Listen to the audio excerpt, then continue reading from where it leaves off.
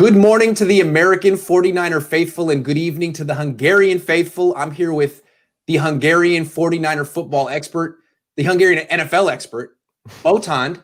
I'm Grant Cohn. How you doing, Botond? Hey, glad to be here. I'm fine, thanks. It's been a long week, but it's already Saturday, so it's time to watch some football. Well, I'm excited to talk football with you. And before we start, I want to say that thank you to the entire Hungarian faithful. You had them put together a video for me for my birthday, which was Wednesday. And there was like 15 different Hungarian 49er fans saying, happy birthday, Grant Cohn. It was one of the sweetest birthday presents I've ever had. And I'm going to post it later on today so everyone else can see it because it's amazing. I thought it was private, but they said it's cool to put it out there. So thank you again to all the Hungarian faithful. I'm really touched. Thank you. Appreciate it. All right, now let's talk some Niners.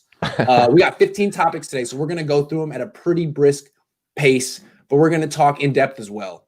Let's start with the news from the last few days, and then we're going to go into a kind of not a lightning round, but we're going to go through a bunch of trades the Niners should or should not make with players on their team and other teams. So I think it'll be kind of fun, and we can take questions along the way. But first, let's talk Robert Saleh.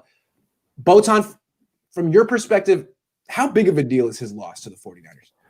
Well, in the past few weeks, I think that right now everybody knows who is watching us regularly that I'm a big fan of Robert Saleh, and I'm a big fan of the development and the work that he made with this 49ers defense.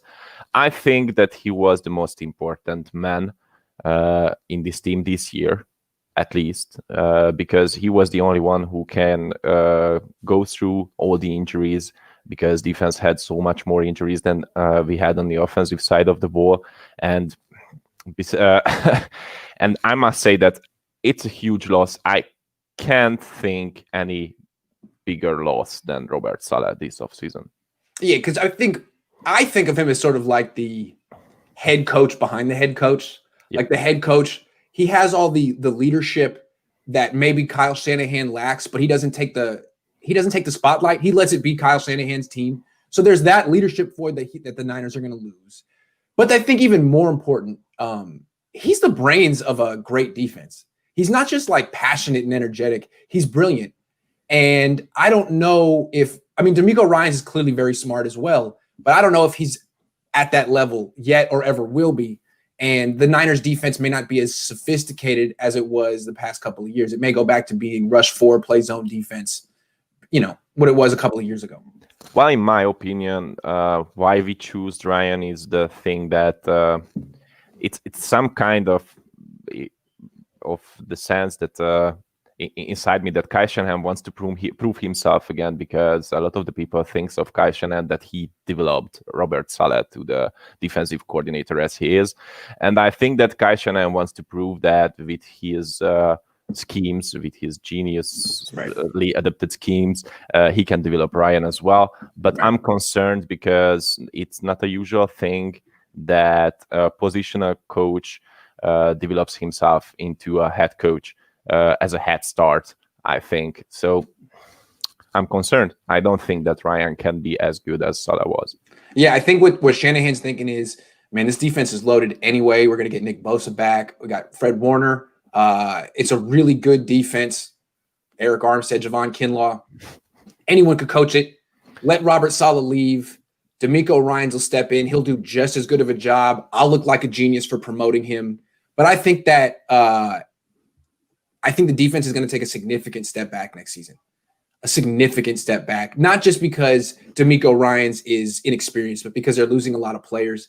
And I think Robert Saleh has shown that he can make up the difference. Like, he can lose all of his starters and keep the defense playing at a top 5 level. I don't think Ryan's going to be able to do that. So I think we're going to see that the defense is going to fall back to maybe middle of the pack. And we're going to see that Robert Saleh is worth that much, like maybe 10 ranking spots, something like that. It's going to be a big deal for the defense in particular. And the other thing is that a lot of the people are not talking about it, but on the defense, we are going to lose a lot of players from the secondary. Yeah. And right now, what I think of is the most important positional group in the defense is the secondary in nowadays. So, and we don't have enough cap space to just I don't know, sign another Jason Verret if he is going to leave the team in this offseason. So right. And they got to be in a great trouble. Ford, they got to replace him unless he's coming back. Yep. You know, and if Nick Bosa doesn't play like he did in 2019, DeMeco Ryans' job is going to be very difficult. He's going to have to get very creative the way Robert Saleh did. So let's talk about DeMeco. We agree that Robert Saleh's loss is going to be massive to the 49ers, especially in the short term. Was DeMeco Ryans the right choice to replace him? Some weeks ago, we were talking about a rebuild when we were talking about the 49ers, because what I thought of is that after this season, we are going to do a mini rebuild. You covered this topic with a lot of other people, and what I think of is sometimes they agreed, sometimes they not, but what I do see right now is that we are doing exactly that. I don't mind that we will be playoff or even Super Bowl or even playoff contenders. I'm thinking of the next year as really a rebuild, a brick by brick rebuild, just to stay with the team's code. And if I am thinking of it, I can say that I can agree with the promotion of DeMeco Ryans. We will find it out. I don't mind that we cannot sign another coach after next year's. Yeah, I mean, look, I think it's clearly a popular decision in the locker room. I think the players really like DeMeco Ryans. Certainly the linebackers do. I don't know what players from other position coaches think of him. I mean, I'm sure defensive backs don't even really know him that well. I'm sure the defensive linemen don't know him that well. He's with the linebackers. Here's why I question it. I can't say it was the wrong move because I don't really know. I don't really know him that well. All I know is he's never called plays in his life. Never called plays in his life. And you say, well, neither had Robert Saleh before he became the Niners defensive coordinator. True. Robert Saleh wasn't the Niners' first choice. He was like their third choice. They wanted Vic Fangio. They wanted Gus Bradley. They wanted experience. And when they hired him on a team that was rebuilding. I mean, he could afford to learn on the job. Can DeMeco Ryans afford to learn on the job right now? This is a team that's supposed to be ready to win now. And he's never called plays in his life. And they could have had someone like Raheem Morris, who's extremely qualified, extremely experienced, maybe runs things a little bit differently, but probably could learn to do things the way Saleh did from the position coaches he has left on staff. To me, did they even interview Raheem Morris? I don't know. I would have went for maybe someone who was a little bit more experienced and ready to produce now, because this team should be in a win now mode, considering all the money they've given out to these players. Well, I think that we are thinking differently in this topic because you want this team to be in a win now position next year, but you have to admit that we are not in that position right now. And after the offseason, we will not be in that position. It's true. It's just all the money. And then they've paid Kittle, Armstead, Robbie Gould. I mean, everyone, as if they're like making a run, and they still think they think, hey man, we just can stay healthy. We just stay healthy. We're in that. Like, okay, well, hope your defensive coordinator's up to the job. Yeah. Hope he's up to it. All right, let's move on. How about Mike LaFleur? The Niners lost Mike LaFleur. He's now the offensive coordinator of the Jets. He was their pass game coordinator. How big of a deal is this to the Niners? Well, if you are talking about Kyle Shanahan and his offensive system, I don't mind that our offensive coordinators has too much job on this team. So that's why what I think of is that we are not going to miss Mike LaFleur as much as some other people think. So I don't mind that we will feel the loss, but prove me wrong. Right. No, I don't think it's that big of a deal. I still think that Kyle Shanahan is very much the offensive coordinator of this team. And I'm sure he delegated certain things to Mike LaFleur, and he will delegate certain things to Mike McDaniel. But I think he's very much a control freak, not in a bad way, but that's his offense. So losing Mike LaFleur, I'm sure Kyle Shanahan's like, good luck. You know what I mean? Because that's another guy who's never called plays in his life. Yeah. And honestly, if you think about what will make or break Robert Saleh in New York, Mike LaFleur. You know, what his success depends on is Mike LaFleur. If Mike LaFleur's a good OC, then the Jets are going to be great. If not, the Jets will be the Broncos, like with Vic Fangio. So I don't think the Niners are really sweating it. Nope. I don't mind that we all feel this loss at all. Of course, we are not knowing what he did exactly in his position for the San Francisco 49ers, but I can think more than just making pictures of the enemy team's defenses and send it back to Kyle Shanahan. Just that, nothing else. Well, I'm sure he was in charge of game planning, for the upcoming opponent with the passing plays that would work. And I don't know, how impressed have you been from their passing game plans? Usually it's the run game plans, and you're like, wow, that was breathtaking. That was amazing. Yeah. But maybe that's because they have George Kittle blocking, and when it's time to pass, they have Mike McGlinchey blocking and Jimmy Garoppolo throwing. Maybe Mike LaFleur. Look at Matt LaFleur. Matt LaFleur, his older brother, was basically a flop with the Titans. I think he got fired. His quarterback was Marcus Mariota, who in retrospect, not a starter. Then he becomes a head coach with the Packers, and all of a sudden he's a genius, right? Because he has Aaron Rodgers. Maybe Mike LaFleur's like that. Maybe he's just been working with a lemon at quarterback, and if you give him someone good, he'll be good too. I don't know. It'll be interesting. We'll see. Was it Mike or was it Jimmy? We'll see. Yep. What will Mike McDaniel's promotion change for the 49ers offense? It seems to be he's going to be the offensive coordinator, so they're just a one-game coordinator. Well, I think when we are in ideal position during a game, we are still a run-heavy team, but we weren't this season. I can think of just 3 or 4 games when we can just won the game with running the ball. I don't think that this promotion will change the 49ers offense. I can't see how it can change the 49ers offense because we covered it already in the last 2 topics that nobody has any words. Just Kyle Shanahan. It seems ceremonial. Like, hey, dude, we'll give you a little more money. We'll give you a better title, but it's still my offense. I still see this as like Kyle is now going to have to do more work as a coordinator this year because LaFleur is gone. Maybe he could have delegated to 2 people last year. Now he'll be delegating to 1. And maybe he'll feel like he needs to do more film study on Sunday and Monday and Tuesday that he didn't have to do last year. I think all this shuffling means is more work for Kyle, basically. More work for Kyle. That's what I see. Maybe he understood that he can't be a quarterback for the 49ers anymore. Maybe he'll focus on being a coach now. It'd be great if he could actually trust Mike McDaniel fully to do the job and call plays so he could focus on being a head coach because that's the next stage of growth for him. But I don't think he'll ever trust he'll never give up play calling. Maybe he shouldn't. I mean, Andy Reid doesn't give up play calling, but I don't know.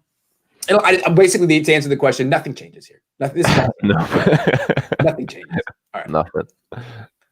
What is the answer at quarterback for the 49ers? Well, I think that this is a question that we cover almost every week. I know. For some words. I know. We do. And I feel like we never get to the answer. Nope. I can't find in my head any time when we just can agree in something that it is going to be a great answer for this team because and it's even harder this time because we see all the losses and we can expect some more losses from this team in key positions. And we also see, as I mentioned on Twitter before and as I mentioned in your show as well, that right now we are close to a financial black hole, to a financial disaster. And that's why I don't think that we can afford a veteran quarterback. That's why I can just close the doors before Deshaun Watson and any talks. We'll get to Watson in a minute, but belong to him in a minute. Yep. And the same with Matt Stafford, Matt Ryan. I don't think that we will sign a veteran quarterback with a great salary because we can't afford that. And if we want to be contenders next year, at least playoff contenders, that's no way that we can afford a veteran quarterback. I don't think they can afford Jimmy. Nope. I don't think they can afford Jimmy. He's too expensive. Forget the important number is the percentage of the cap. Forget the total money. The percentage of the cap that he's going to be getting next year, estimated 15. can't win. You can't win like that. When he was in 2019, it was 8. Now it's almost double. No, he's got to take a pay cut or they got to release him. And when he takes the pay cut, it's not to create long-term stability. It's not an extension. It's just you got to give back money because the cap went down and you're not that good, or we're going to cut you. I think that's key. If they're paying him $26.9 next year, they're screwed. Nope. So, and as you know as well, if I want to get back into the topic, that I'm not a big fan of Jimmy. So what I think of is me neither. If if I would be the GM or the head coach of the 49ers, I would just cut or try to trade Jimmy Garoppolo away. Even a third or a fourth round pick is okay for Jimmy Garoppolo, because after this season, I don't think that he just worth more. All the things that he proved this year was that he is injury prone, and that's something that every team should consider when they are signing a quarterback. And if there's something which is cuts your value, then that's it. So, and if there's one team in particular that needs to stop messing with players who can't stay healthy, it's the 49ers. Yeah. If you have a significant injury history, the Niners like, look, we can't take these risks anymore. You know, when the Niners made the executive decision about 5-6 years ago that they weren't going to draft and sign players with domestic violence backgrounds or DUIs in their backgrounds because they wanted to win with class. Well, now you got to win with, health. Stop making the same risk mistakes here. It's a risk reward thing. You keep getting burned. Stop. So the way I look at it with the Niners is what I would do is I would not get into business with the quarterbacks on the second or third contracts, the quarterbacks who are 26 to 34. Those guys are great and they're in their prime and they're too freaking expensive. Look at Russell Wilson. He's great. He's never going to win a Super Bowl until he's probably 35 and he gets a little cheaper, and then finally, boom, they can put a team around him. What I would be looking at is the quarterbacks on the rookie deal or the quarterbacks after 35 who have kind of been given up on a little too early and might be willing to take a cheaper deal to win a Super Bowl. That's what you're looking for. So from the Niners' perspective, you could draft a quarterback. We've all talked about, you're not going to get Trevor Lawrence, so whoever you think that other starting quarterback in the draft is, get that guy. Or I've been throwing this name out there, and I don't know if he'd even want to come to the Niners with Mike McGlinchey on this team, but a guy who kind of fits the idea of what I'm thinking is Phillip Rivers. He's 39. He might say, instead of retiring, maybe I'll take $15 million on a 1-year deal to go play behind the best run game in the NFC and feel like maybe I could do in this offense what Matt Ryan did. Something like that. A quarterback who doesn't need to be developed, who's good and old on the downside of his career and just needs a run game to help him out, like a great run game, not just a decent run game, but a Kyle Shanahan run game. To me, Phillip Rivers is better than Jimmy G ever has been, and has never missed a game in his life. I don't know if he would take the discount because he just already moved his family of 11 to Florida, and he can't. He's a statue. Does he want to play behind McGlinchey? Probably not. Maybe not. Yeah. The other thing is, which is a problem, I think, when we are talking about Phillip Rivers, I mentioned when we were talking about first time Mike McGlinchey, is that I do think that Phillip Rivers has that same toxic aura. So I don't think that this team needs any more of that toxic aura. Well, there's also a guy like Andy Dalton who's 8 years younger, also been a 3-time Pro Bowler, doesn't need to be developed. I just think Phillip Rivers is much better than him. I thought Rivers was actually quite good in that playoff loss to the Bills. He wasn't the reason they lost. They lost because his coach didn't kick a field goal on 4th and goal from the 4 before. But anyway, I understand not being excited about Phillip Rivers. But the concept is rookie contract quarterback, 35-year-old plus quarterback. Because look at Tom Brady. He won his Super Bowls early in his career and late in his career. There's like an 8-year gap when he was making a ton of money that he just couldn't quite get it done. That's the way I look at it, man. I wouldn't want to go into business with those guys. You want to get paid $40 million a year? Go play for the Texans and lose, and then come back to me in 8 years. You know what I'm saying? Yeah. It's a good idea. What I think of right now is that Moneyball. I would choose a rookie quarterback If I can get a decent one in the second or at least a good one in the third round, I would go with that. Well, that's a good segue to my next topic. Can Kyle Shanahan develop young quarterbacks? You want to go for the rookie guy. I mean, that's the best bargain in sports. It's the holy grail in the NFL, the quality quarterback on the rookie deal. But can Kyle develop those guys?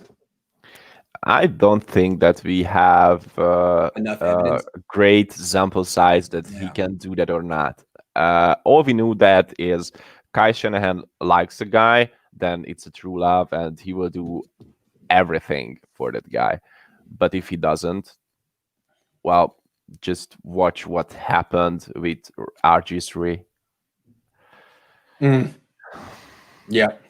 I mean, first of all, RG3, he broke. So I don't know if you can fault him for that, but didn't develop RG3. He identified Kirk Cousins, drafted Kirk Cousins, didn't develop Kirk Cousins. Sean McVay developed him. Then you got Johnny Manziel. That guy was hopeless. In Atlanta, he did not develop Matt Ryan. Matt Ryan was fully developed in his early 30s and just needed a run game and a competent play action game, gave it to him. Comes to the Niners, didn't develop CJ, didn't develop Garoppolo. So I think the way I look at Kyle Shanahan is a guy who is very tough on quarterbacks and maybe is not the kind of guy who's best for like a 23, 24-year-old quarterback unless that dude is just extremely confident in himself, because Kyle Shanahan's going to test that confidence every film session, every time. What I think of is that if Kyle Shanahan chooses a QB, he chooses that QB just because he has that talent pool that Kyle Shanahan needs. And what is Kyle Shanahan looking for is not somebody who he can develop in the different aspects of the game. He just wants a guy who can execute all the things that he has in his mind. And I think that that's a key. If we are looking at the quarterbacks right now on the NFL draft, we have to look for those things, those traits, what Kyle Shanahan likes in Kirk Cousins, for example. Exactly. And I don't think that Kirk Cousins was not the guy who could have been developed into being a way better quarterback than he is right now. Right. But Kirk Cousins kind of fits what Shanahan's looking for.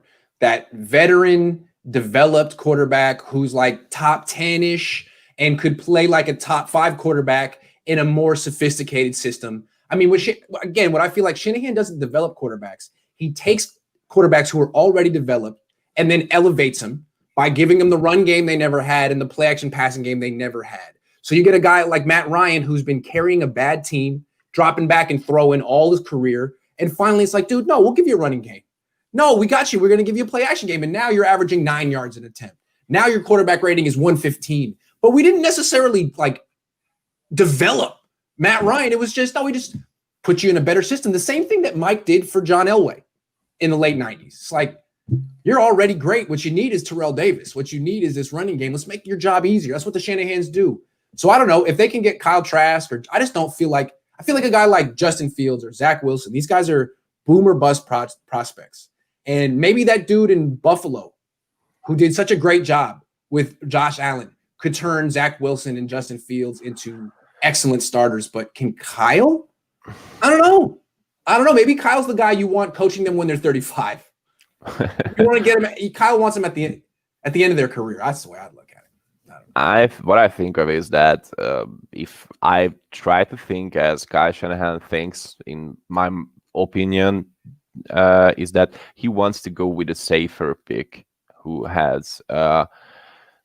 may not have an as great upside as those prospects that you have mentioned before, but who is great in an aspect of the game. And that's why I think that Kyle Trask is a way less risky move if Kyle Shanahan drafts him. But what I do think that the least risks is in Mac Jones right now.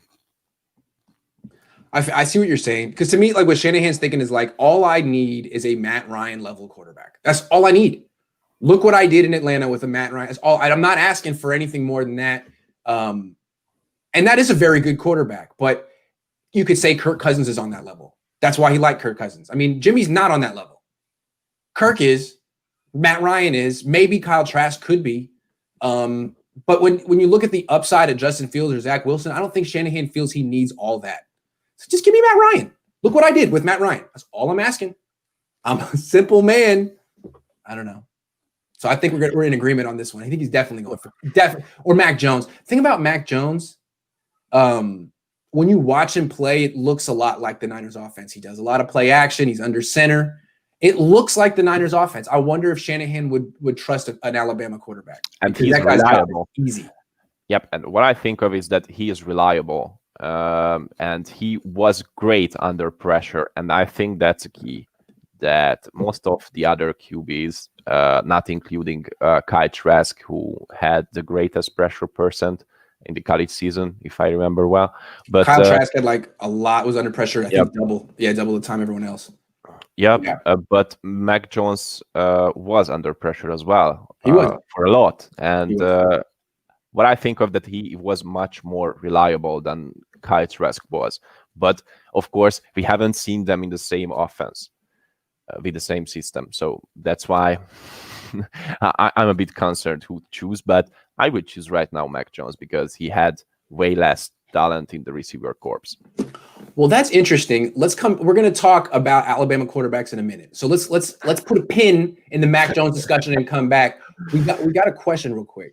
Grant, I don't think it's fair to say he can't develop quarterbacks. The opportunity hasn't been there. He inherited RG3 and Matt Ryan was there already. He's had 4 years with the Niners, and I gotta say Jimmy Garoppolo hasn't improved. CJ Beathard hasn't improved. He hasn't had a lot of. I'm not saying he can't develop quarterbacks, but so far the early returns on this election are looking bad for Kyle. But he has another opportunity. Maybe he just hasn't found the right quarterback for him yet, right, Botond? I don't know. We will see. I was interested when we signed Josh Rosen. I wanted to see if we can develop him because I'm not saying that he's a franchise quarterback, but I do think that he has way more talent than most of the people think that he has. Agree. And I think another area where Kyle Shanahan, the head coach, fell short in 2020 was not giving that kid at least a quarter in a game. You're out. You were eliminated from the playoffs. CJ Beathard has no future on your team. Give Josh Rosen a minute. Play him for a second. See what he's got. Because clearly, Kyle, you're not really that good at identifying during practice who your best players are. So put these guys on the field and let other people see. That's all I'm saying. That was a missed opportunity. What if they lose Josh Rosen and he ends up being decent and they never put him on the field? I'm not saying it's going to happen, but it's a possibility. Missed opportunity. Let's move on. Yep. Let's talk to Deshaun Watson. We've talked about this before. It's just that he keeps ratcheting up the intensity. He's tweeting that he's angry, and there's reports that he clearly wants out, although I don't know that he's officially demanded the trade. So my question to you is, if he's available, should the Niners trade for him? Nope, absolutely not. You won't sell your franchise's future just for a quarterback. And we saw a lot of teams did that before, and none of them went and won the Super Bowl in the next 3 or 5 years. And what I think of right now that the 49ers, as you mentioned before, thinks and the fans are expecting the 49ers to be at least a playoff contender next season. And if they want to be playoff contenders next season, they just can afford to trade for Deshaun Watson. And there are a lot of aspects. Why not? Because they have to give up a lot of picks for Deshaun Watson. And on the other hand, there's a lot of money that they have to pay to Deshaun Watson. You just can't afford that with as many holes on your roster as we have right now. We can't guarantee that Trent Williams will come back, and a left tackle right now is a really, really, really expensive thing in the NFL. Mhm. We have to sign at least one, at least a good cornerback in the offseason, I think. Yeah. And almost change all the offensive line because it's just garbage. So Look, let me try to argue with you because I agree with you. I'm against the Niners trading for Watson. I've been against it, but I'm trying to look at it from another perspective, and I'm trying to look from the Moneyball perspective. I would basically run a football team like Billy Beane runs the A's. I'm not trying to spend a lot of money on quarterbacks. They're overpaid. But with Watson, Watson's interesting. So let me just break down his contract real quick, okay? So he becomes extremely expensive in 2022, but in 2021, his cap number is 15.9, which is really low. And then for the Niners, it would be 5.4 million less because the prorated bonus they wouldn't have to pick up. So he would be 10.4. So could the Niners do this? Trade whatever it takes for Watson. He'd be cheap in 2021, go all in to win in 2021, and then trade him in 2022. Get all those picks back. Let someone else pay him when he gets more expensive. I know it's crazy, but that's how the Oakland A's do business in baseball. I don't know if you follow the Oakland A's or know anything about those, but they do that stuff all the freaking time, and they tell their fans, sorry, did you like that guy? Well, he's gone. Get him for 1 year and then trade him for all those picks that you lost. Is that crazy? And do you think that we can be playoff contenders next season just by giving up a lot of picks and some money for Deshaun Watson when we have as many holes on our roster as we are going to have? I know.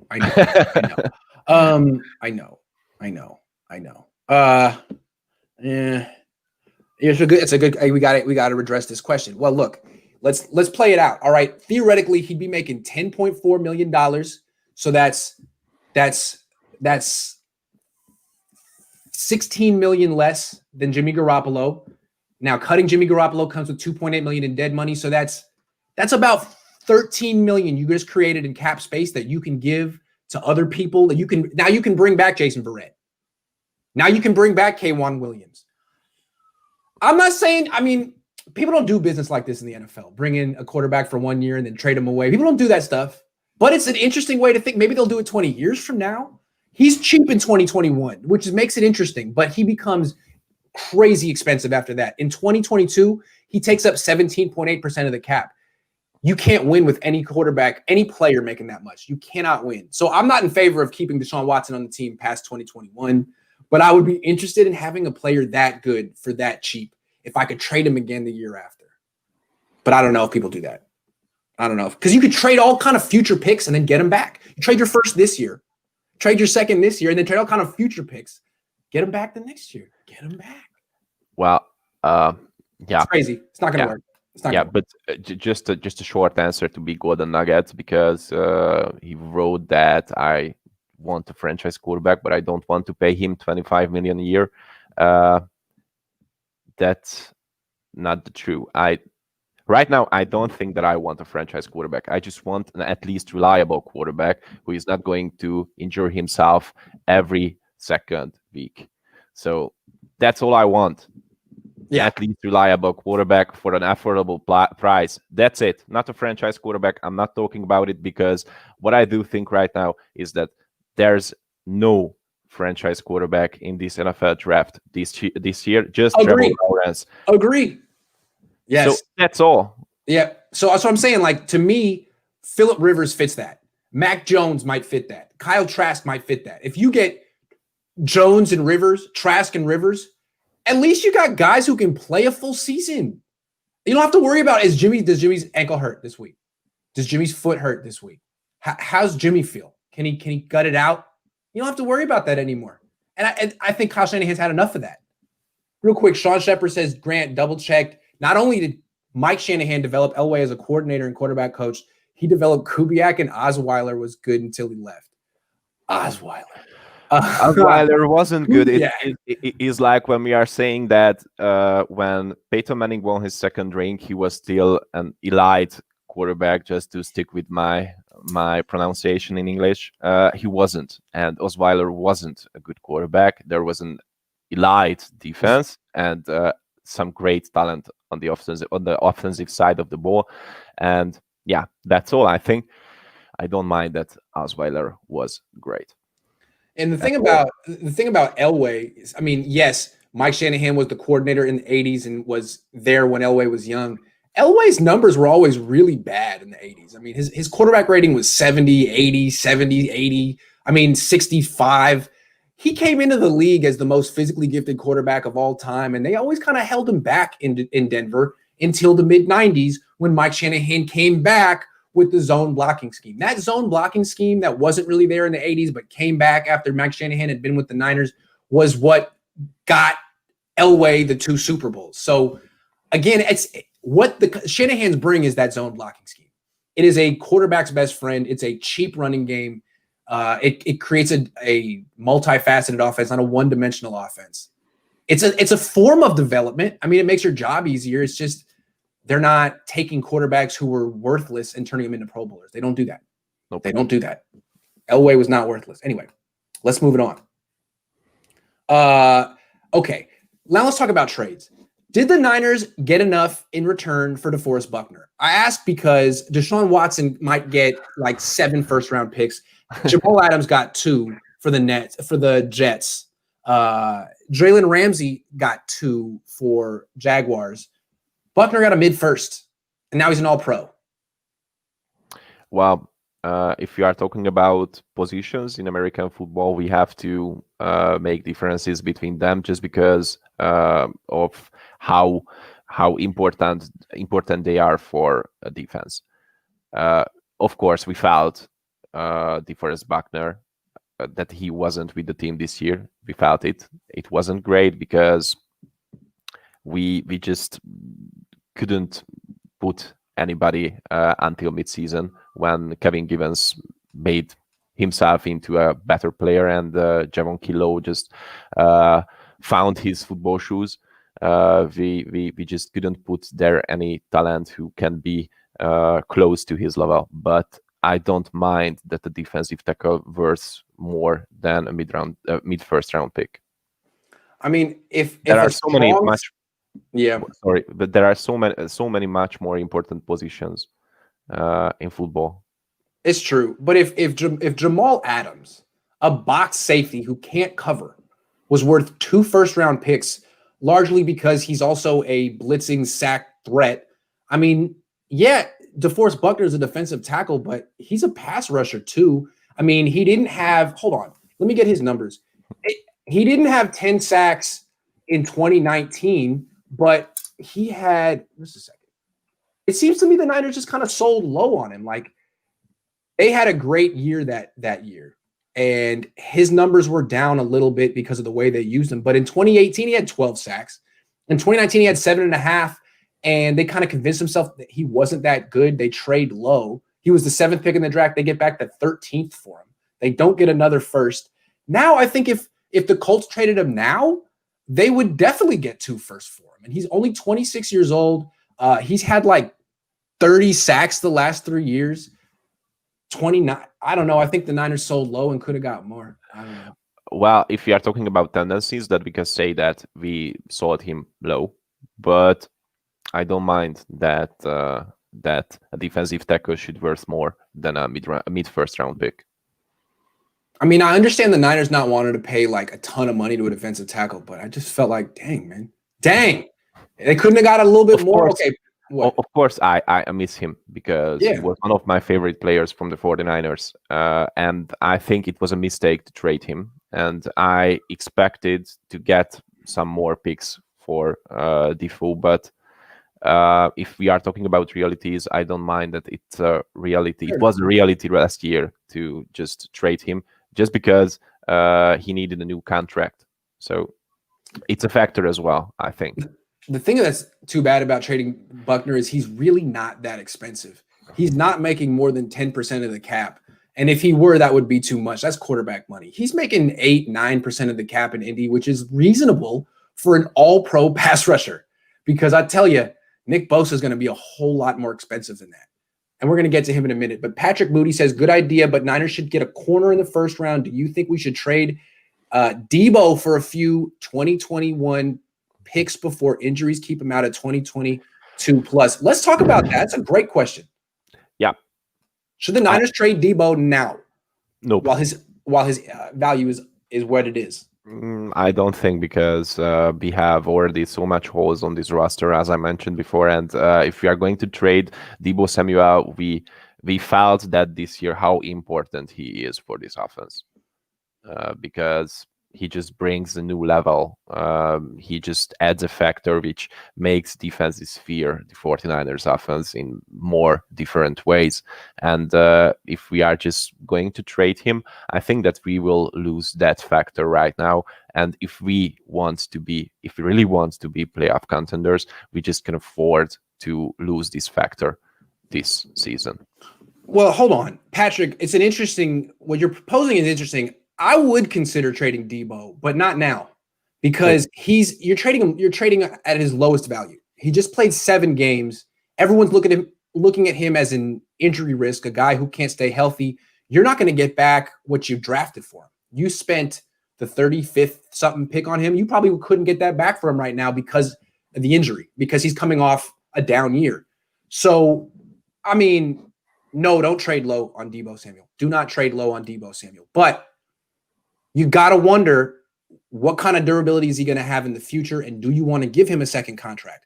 Would you consider trading him after his 4th year in the league? Yes, I would. Not yet, but when the rookie contract is coming up, and if he continues to keep pulling his hamstring, yes. Or I would get him to sign an under market value because of the injuries. I wouldn't want to commit big money to an injury-prone player. So not now, but down the line, I would consider trading Debo. Not now, not selling low. Yep. All right. Agreed. We got one more question real quick, and we'll move on to the more other stuff. Oh, we don't. Thanks, Keith. That was just thank you so much. All right. Let's talk about more hypothetical trades. Should the 49ers ever trade Nick Bosa? Like I just said, they should consider trading Deebo Samuel in a couple of years. Should the Niners ever consider trading Nick Bosa? Well, I'm not going to be a fan favorite for this, but I do think that I have some concerns when I'm talking about Nick Bosa, because it was his second ACL tear. Now he's torn both. He's torn both of his ACLs. Yep. And he's had I'm a big fan of core muscle surgery. Yep. Sorry, keep going. Yep. And I'm a big fan of him, and I will keep him. I would keep him if I would be the head coach, or just the just general manager of the 49ers. But I think that the next few years will tell the future of Nick Bosa in the NFL. Mm-hmm. We will see how he can develop himself after this injury, if he can just get back to his form. But if his injury just limits him in the next few years, then we should consider trading him. Right. And with Nick Bosa, it's not that this injury necessarily could limit him. It's just, what's the next one? What's the next thing going to be? Because it seems like every other year something major pops or tears or something. So with him, it's like, again, the Niners have to be real careful with giving contracts to players who can't stay healthy. I don't care who it is. I don't care who it is. And the thing about Nick Bosa is I don't think people realize how expensive he's going to be. Like, look at Joey. Joey Bosa in 2021 is going to make $20 million. That's 11% of the cap. 2022, he's going to get $28 million. That's 12.4% of the cap. And then in 2023, he's going to get $31 million. That's 12.9%. That's Hall of Fame quarterback money. That's ridiculous. That might be part of the reason Saleh didn't want to go to the Chargers. Forget that. Wow. Way too much. And that's what Nick's going to get, $30 million a year. Yep, a defensive end right now is one of the most important and most overpaid position in the NFL. So overpaid. And if Nick Bosa can't stay healthy after this injury, and he just can't stay healthy for a long time without any other injuries, then we should consider trading him. I'm not saying that we should trade him. I want to trade him in the next few years, but I do think that we should consider it when after the next 1 or 2 seasons. I'm not expecting him to be great next season after that ACL tear, but after 2 years, I think that we are going to have a great sample size of Nick Bosa. I wouldn't pay him more than 10% of the cap. If he's No. cool with like $20 million a year, great. If he wants 30, dude, I'll take the picks because I think that's a guy you could get 2 first-round picks for, maybe more. Give me the picks. I'll get the next Nick Bosa and pay him a rookie wage scale. Nah, I'm not paying you $30 million. Well, You're not a quarterback. He is one of the greatest talent at the defensive end position that I have ever seen. Really, and that's why I'm really sad because of those ACL tears, especially after that ACL tear this year. I know. With all the other things that came with that. But if we are talking about D Ford, just to mention him, he is just by the talent set that he has also a generational talent, because you just can't find a speed rusher who is as good as D Ford is when he is healthy. But right now, when we are talking about D Ford, we are just talking about trading him or get rid of him just because he is injury prone. That's why I'm saying we should see what will happen to Nick Bosa in the future. Okay. Should the 49ers ever trade Fred Warner? Nope. No freaking way. Give him the money, guys, because he is one of the greatest linebackers I ever seen playing football. And he is right now the prototype of the modern linebackers, I think. So coaches, if you are looking for a great linebacker who is great in coverage, you should just compare him, your favorite talent from the draft to Fred Warner, because you need linebackers like that. Right. And the Niners can make him the highest paid middle linebacker in the league and still not pay him too much. I mean, they can make him the highest paid middle linebacker and give him like 9% of their cap, which is totally reasonable. He's their best player. He's their captain. He's their leader. He's worth all that money. I would definitely keep Fred Warner. I think you can justify paying him $19 million a year, $20 million. That's not going to hurt the rest of your team. No. He'll earn that money. He's worth it. Absolutely. Keep Fred Warner. Under no circumstances trade that guy. He's a lifer, like Staley was, like Buckner should have been, in my opinion. Yeah. Should the 49ers ever trade George Kittle? That's another interesting question. If you have asked me, if you could have asked me this question at the start of the season, I would have said no, never. But after this year and after all those injuries, I think NFL is business. You just want to win as many games as possible.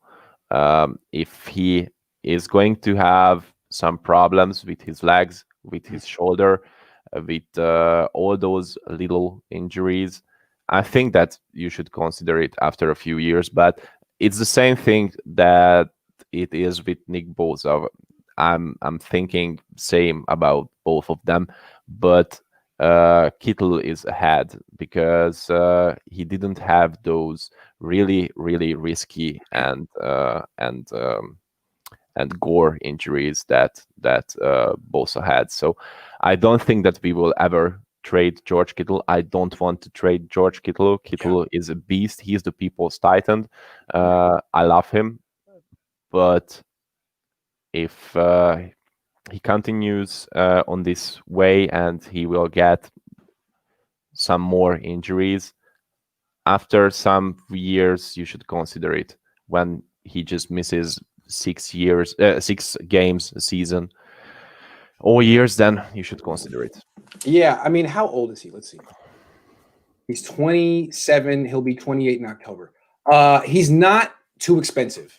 He's actually, I think he's underpaid. I mean, he's just a tight end. He doesn't get wide receiver money. I think he's more valuable than just about any wide receiver in the league. Yep. Because he can put up the same numbers and block. I mean, I think him and Travis Kelce might be the two most valuable offensive players in the NFL who don't play quarterback. He's that freaking good. I really think he could argue that he's worth more money. So that's not it. But like you said, If he can only give you 8 games a year now, then we overpaid. And what I think the Niners would have to look at is he missed about 8 games this year. If he does that again next year, I think you'd have to say maybe get rid of him a year early than a year late. You think maybe he could bounce back after 2 years of missing time, but maybe he won't. And maybe his value is only going to go down the longer you keep him and the more games he misses. So next year, I think, is big for him. If he plays a full season or close to it, 13 or more games, yeah, keep that freaking guy. But if he misses a half season again, you might have to be like, you know what, dude, the style of football you play, the body, your body's breaking down, and we're going to trade you a season early rather than a season too late. But I don't think that can be the only way that we should consider talking about the future of George Kittle.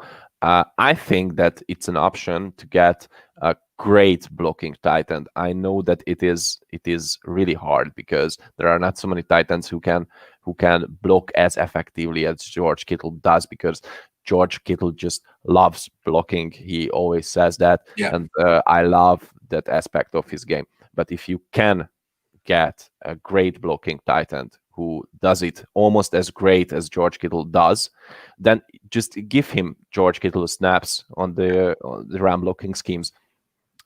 Yep. That's the way how you can keep him safe. Yes. Okay, I got one more trade question, but it's not about a current Niner. It's about someone on another team. Should the 49ers trade for Tua Tagovailoa? And the reason I ask is because there have been reports that Miami players and the organization is not sold that he's their starting quarterback for the future. They have the number 3 pick. They might take the opportunity to get someone else and move on. You've said that you like Mac Jones. Tua Tagovailoa did a lot of basically everything that Mac Jones did in college. They're similar. So if maybe Mac Jones would take a 2nd round pick. I don't know what Tua would. I mean, Tua, you might be able to get him for a 3rd. His value is low. So that's my spiel. Would you be interested in trading for Tua? Nope. I've never been a fan of Tua. I did think that he was really overrated in college. And I did think that he was really overrated in the NFL draft. And I still think that he was one of the most overrated players on that draft. And does he have the talent to trade for him as a 49ers head coach? I don't think so. I don't think that he can bring as many things to the table as, for example, Kyle Trask or Mac Jones can. So no. Jones has stronger arms than Tua. So Tua's arm is alarmingly weak. Yep. Alarmingly weak. To me, I look at him and I see a backup quarterback. So I wouldn't trade a 3rd for him. Nope. Maybe a 5th. Maybe a 5th. Why not? But a 3rd, I wouldn't do that. I wouldn't go any higher than a 5th round pick for Tua Tagovailoa. He looks like a backup quarterback. Long term. No more. We got some questions that just came in real quick. Do you think John Lynch is like Kyle with favorites when it comes to the Jimmy G situation? As in, John Lynch just can't let him go because he's the one who wanted him. I don't know. Maybe. Maybe. I mean, you don't want to lose the trade, right? But at the same time, I think it's just, I don't know. I just don't understand why they didn't go after Tom Brady last year. That was such an easy escape plan. Couldn't tell you. Hey, Grant, just if maybe we get our hands on Zach Wilson, will Kyle know how to use a mobile quarterback in his schemes? Yeah, he'll know how. Yeah, but I have my concern because I don't know if you remember that Kyle Shanahan interview when Jimmy tore his ACL. What did he said about it? Kyle Shanahan said that it was pure Jimmy's fault. So it was only Jimmy's fault. He shouldn't run the ball that time. Do you think that Kyle Shanahan would call QB run with Zach Wilson? I don't think so. He calls it for CJ Beathard. He'd have to. Yeah, but He'd have to. CJ Beathard has. That's a real athlete. Yeah, he's tough. He is tough. Carlos Carrillo says Pat's expanded on a Walsh concept of getting most out of players. It's painful to see a team part with a fan favorite, but look at the run it's true. You got to get rid of these guys. I mean, they got rid of Ronnie Lott a year early. Did you see the post regarding the 49ers that Deshaun Watson commented on? Yeah, he said he looked good in a Joe Montana jersey. It's a nice jersey. It's a very nice color red. Yeah. I mean, that's all he was saying. Hold on, we got more to talk about. I gotta let Botond go. Look at these tires. It's way late over there. I got 3 questions left. It's just 8:00. It's okay. 3 left. Should the 49ers let Trent Williams walk? I know it sounds crazy. This guy is probably going to get 23, 24, maybe $25 million a year. He's going to be the highest paid left tackle in the NFL. He's going to end up getting 10, 11% of the salary cap space for a team. It's a lot. Well, I do think that left tackle is maybe the most important thing on the offensive side of the ball. Maybe a left tackle is more important than a quarterback. Ooh. I do think that. But with the right scheme, of course. Mm-hmm. But paying a left tackle right now as much money, I remember when I watched the post that Mike McGlinchey posted when all those tackles in the NFL got their new contracts, and I was thinking of, okay, they're going to be the time will come when you should consider that who will you sign, an elite left tackle, an elite defensive back, an elite quarterback, or an elite cornerback. One of the 4. One of your 4 elite options. Yeah. Yeah. So nope. I think that if he ask for that much money, that you should just let him go. This team has way more needs than just a left tackle. I agree. I don't think the Niners need to get the best left tackle in the league. They don't need to make Trent Williams the highest paid left tackle in the game. They don't need to spend 11% of their cap space on him, because as good as he is, he didn't transform the unit. It still was the worst offensive line in the league. So what are you paying all that money for? There are other left tackles available who are way cheaper and also good, like Alejandro Villanueva, the dude from Pittsburgh. He's also 32, and instead of $25 million, you get him for $15 million. Save $10 million. Yeah, I'd rather do that. So Trent Williams, you want to be the highest paid left tackle in the league? Go play for Houston. Go enjoy playing for Houston and losing. You know what I'm saying? That's what you can do. I wouldn't do it. I think it's a mistake. Agree. I won't resign him for that much money. No way. And think about it. Like, you could actually make the rest of the offensive line better by letting him leave. Yeah. Let him leave, sign a good offensive tackle for $10 million left, get a center. Get 2 starters for the price of 1 Trent Williams. That's what I would do. Yeah. Okay, hey, moving on. Should the 49ers let Jason Verret walk? Nope. Ooh. Absolutely not. Okay. Absolutely not. Because right now, what I think of, he has that injury history that makes him way more cheaper than any other cornerbacks in the league after a season like he had this season. Yes. So you should not let him walk. Give him the money that he wants, not an elite money, but I do think that Jason Verret knows that he can't get that big money yet. Just sign him to a contract for a 1+1 years, like we did with Richard Sherman, because I want to see, and I do think that the management and the front office wants to see that if he can stay healthy for a longer time. I'm thinking he's going to get the Jimmy Ward deal, because Jimmy Ward had an injury history, not like Jason Verret, but then he had one good year in 19, and he's about 30, and he got a 3-year, $28.5 million contract. So I'm guessing Jason Verret will get something similar because he's a corner. Would you give 30-year-old Jason Verret with his history a 3-year, $28.5 million contract? I think that's manageable. It's probably manageable. It's not going to kill you. Only way it kills you is if he gets hurt. I think I would do it too. Even though he has the injury history, he plays such an important position. It's really hard to find quality corners, and he just locked down DeAndre Hopkins for you. He showed what he can do against your biggest rival, or one of them. So I think I actually would. I would pay him. I would give him 3 years, $30 million. Yep, I would. But you can't do that if you bring back Trent Williams. So I actually think I would prioritize Verret over Williams because I think you could get Verret and Villanueva.